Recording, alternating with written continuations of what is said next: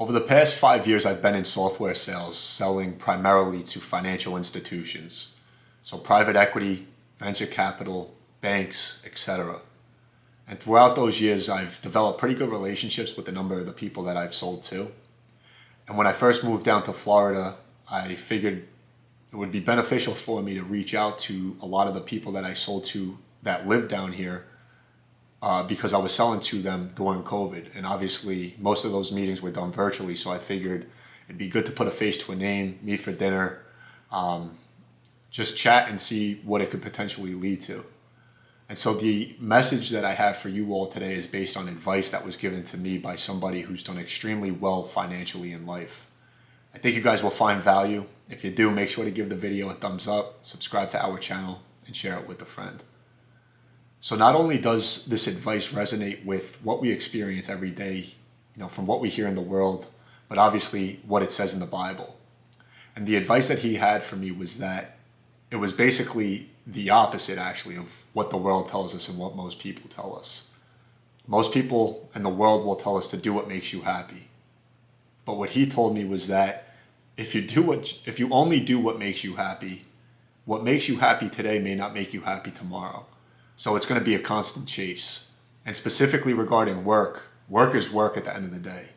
If you're putting in 12, 15, 18-hour days, and let's say, for example, you love golf and you're working 12 to 18-hour days, 5 to 7 days a week, you're not going to be as happy working on the golf course potentially over a certain period of time. Eventually it's going to get old, it's going to die out, and it's not going to make you happy, right?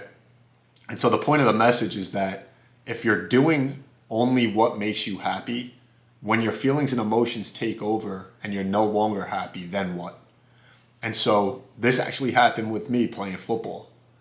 The Bible in Jeremiah chapter 17, verse 9 tells us that the heart's deceitful and that it can't be trusted. And it's true, because growing up my whole life, I loved football. I would have never thought that my love for the game would ever die out, but it did. It happened when I transferred. And my mindset completely shifted. I went down a completely negative path, which that negative mindset, I think, ultimately impacted my outcomes, right? I ended up having to get surgery on both hips, reconstructive, my groin, my core, 6.5 hour surgery put me off my senior season.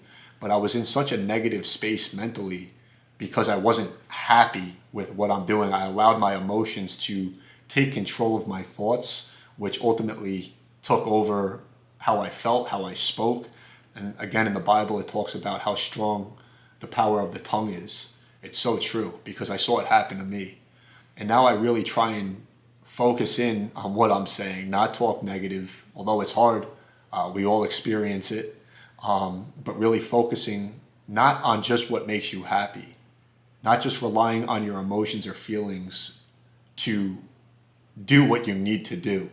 It's a message that we talk about a lot, but I thought it would be important to share with you all as you go through life, in all areas of life. Your heart's going to tell you to do things that may not fall in line with biblical principles.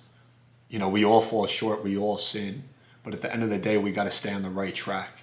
And so I thought that message would be powerful. Hope you guys found value. Like I said, if you did, make sure to give the video a thumbs up, subscribe to our channel, and share it with a friend. Thanks for watching. We appreciate your time.